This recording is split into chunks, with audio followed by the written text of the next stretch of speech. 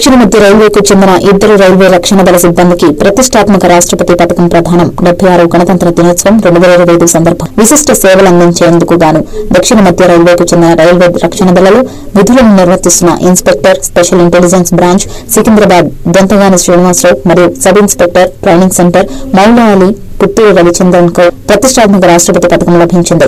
దొంతగాని శ్రీనివాసరావు ప్రస్తుతం సికింద్రాబాద్ డివిజన్ లో special intelligence branch లో ఇన్స్పెక్టర్ గా పనిచేస్తున్న ఆయన రియల్ టైమ్ ఇంటెలిజెన్స్ లో అసాధారణ నైపుణ్యాలను ప్రదర్శించడంతో పాటు ప్రధాన సమస్యలను సమర్థవంతంగా పరిష్కరించారు. 2010లో కడపలో 3 లక్షల రూపాయల విలువైన 2 దొంగతన కేసులను ఆయన గుర్తించి ముఠా ప్రాబల్యమున్న ప్రాంతంలోని రాజకీయ నాయకులను అరెస్టు చేసి రైల్వే ఆస్తులను కాపాడారు. విజయవాడ గుంటూరు డిటెక్టివ్ విభాగానికి అధిపతిగా అత్యధిక విలువ గల రైళ్లలో దొంగతనం కేసును పరిష్కరించారు.